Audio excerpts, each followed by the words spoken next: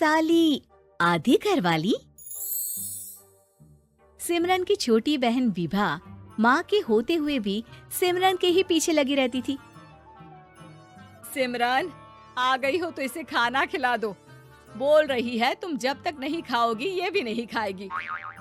क्या है विभा, तुम खा लिया करो ना, मुझे ऑफिस से आने में देर हो जाती है। और कोई छोटी बच्ची तो हो नहीं तुम जो खाना भी नहीं खाती हो कि दीदी आएगी तो ही खाऊंगी। हाँ हाँ, छोटी बच्ची ही समझ लो। और एक बात, जब आपको पता है कि मैं आपके बिना नहीं खाती हूँ तो रोज रोज क्यों बोलती हो? अरे क्या है ये, दोनों बहनें कम माँ बेटी ज्यादा लगती हो। अरे दीदी की शादी हो जाएगी तब क्या करेगी बोल? जब होगी तब की तब देखेंगे। मैं तो दीदी के साथ ही रहूंगी हमेशा। दोनों की शादी ऐसे घर में कर देंगे जहाँ दो भाई हो। खैर, मामला आया गया हो जाता है। एक दिन सिमरन के पापा जब घर आते हैं, तुम लोगों के लिए अच्छी खबर है।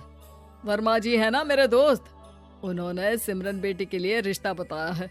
बहुत अच्छा लड़का है, सिमरन को भी पसंद कर लिया है और कल वो लोग आ रहे हैं सिमरन को देखने अपने घर।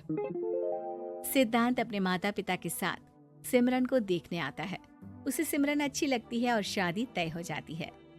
सिद्धांत की माँ कहती है, अब तो हम लोग ले जाएंगे जल्द ही अपनी सिमरन को यहाँ से।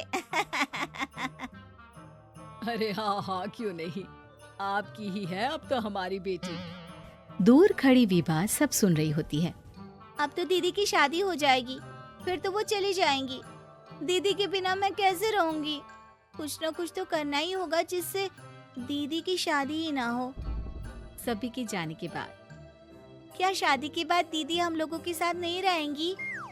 अरे नहीं तो फिर क्यों रहेगी, शादी हो जाएगी तो अपने घर चली जाएगी ना। तो मैं भी जाऊंगी उनके साथ, मेरा भी सामान पैक कर देना। अरे कैसे बात कर रही हो विभा, दीदी के ससुराल छोटी बहन नहीं जाती। हाँ, कभी कभी जाकर मिलाना और रोज फोन पर भी बात कर लेना, ठीक है? नहीं पापा, आप तो जानते हैं मैं दीदी के बिना खाना भी नहीं खाती, ना ही मुझे उनके बिना नींद आती है। सिमरन बहन की बात सुनकर इमोशनल हो जाती है। अगले दिन से विभा खाना खाना छोड़ देती है। लोगों के लाख समझाने के बाद भी विभा ना खाती है ना ही सोती है। अंत में हार मानकर सिमरन सिद्धांत से मिलती है। सिद्धांत, मेरे मम्मी पापा ने बचपन से ही विभा और मुझे साथ रखा। वो मुझसे बहुत जुड़ी है। मुझे उसकी टेंशन रहेगी शादी के बाद, क्योंकि वो मेरे बिना नहीं रह सकती है। अरे ये तो छोटी सी बात है, वो हम लोगों के साथ हमारे घर में रह सकती है। जब उसकी अकल आ जाएगी या वो समझ जाएगी कि तुम्हारा घर वो नहीं बल्कि ये है, तो हम उसे घर छोड़ आएंगे, ठीक है? सिमरन खुश हो जाती है क्योंकि वो यही चाहती थी। वो माँ पिता से बात कर लेती है। अरे कैसी बात कर रही हो सिमरन, भला बेटी के ससुराल में हम छोटी बहन को कैसे भेज दे? जमाना क्या कहेगा? अरे तो पागल हो गया है, मना कर दे। इस शादी में इन लोगों का तो ये चलता ही रहेगा। कभी बहन यहाँ आ रही है, कभी वो बहन के पास जा रही है। अरे शादी हो रही है, कोई मजाक थोड़ी ना हो रहा है ना बाबा ना। माँ कैसी बात कर रही हो, सिमरन से मैं जुड़ाव महसूस कर रहा हूँ और इतनी सी बात के लिए इतनी अच्छी लड़की को कैसे छोड़ सकता हूँ? सिद्धांत की भी जिद होती है कि वो सिर्फ सिमरन से ही शादी करेगा, और होता भी वैसा ही है। सिद्धांत और सिमरन की शादी हो जाती है और दहेज में आ जाती है विभा। शादी के बाद बुआ सास कहती है, अरे माँ ना, साली आधी घर वाली होती है, लेकिन ये क्या, तुम तो उसे घर ही ले आए। तभी चाची कहती है, सिद्धांत को तो हम लोगों ने सीधा समझा था, लेकिन सबसे तेज तो यही निकला। अरे देखो कैसे दहेज तो नहीं लिया, लेकिन साली पर कब्जा कर लिया। सिद्धांत ने इस और तो सोचा ही नहीं था, लोग उन लोगों के बारे में ऐसी भी बात करेंगे। वो वहाँ से चला जाता है और चुपचाप अपने कमरे में लेट जाता है। क्या हुआ सिद्धांत, तुम अचानक से परेशान हो गए, कोई बात है क्या? अरे नहीं नहीं, वो थक गया था ना, शादी की सारी तैयारी और रस्मों के बीच, सोच रहा हूँ थोड़ा आराम कर लूँ। हाँ ठीक है, आप लेट जाइए, मैं विभा का बेड लगा देती हूँ जमीन पर। क्या? वो यहाँ सोएगी? हाँ, बताया तो था कि उसे नींद नहीं आती मेरे बिना। तो तुम आराम से लेटो ऊपर, हम लोग नीचे बिछा लेते हैं।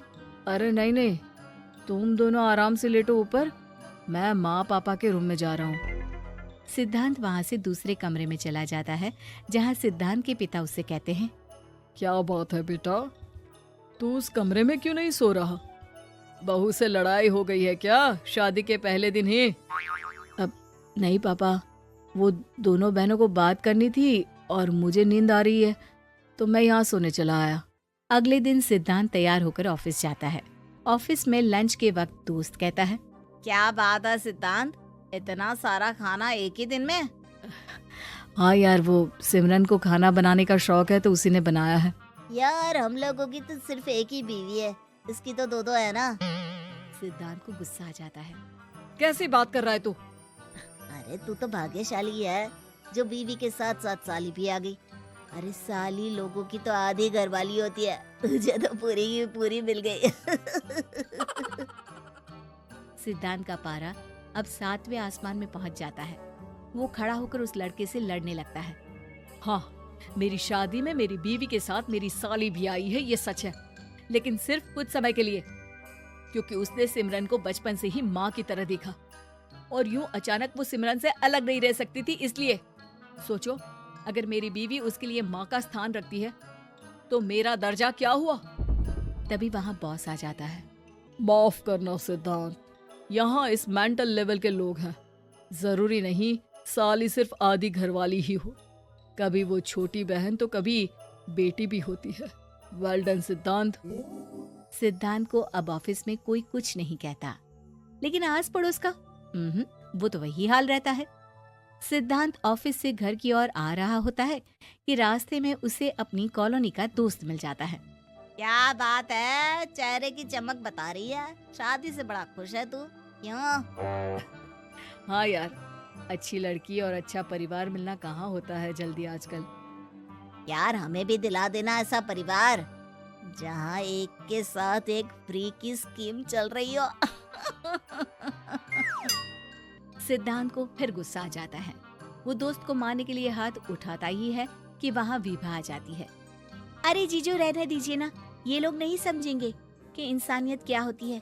ये सच है कि दीदी से कैसे दूर रहना, ये मुझे पता नहीं था। आपने मुझे दीदी के पास रहने का मौका देकर ये समझने का मौका दिया कि लड़की का असली घर उसका ससुराल होता है। मैं समझ चुकी हूँ, मैं जा रही हूँ जीजू, लेकिन मैं खुश हूँ कि आपने मुझे अपनी छोटी बहन समझा। सभी उन लोगों को देखकर ताली बजाने लगते हैं। विभा अपने घर चली जाती है और सिद्धांत खुशी खुशी सिमरन के साथ रहने लगता है।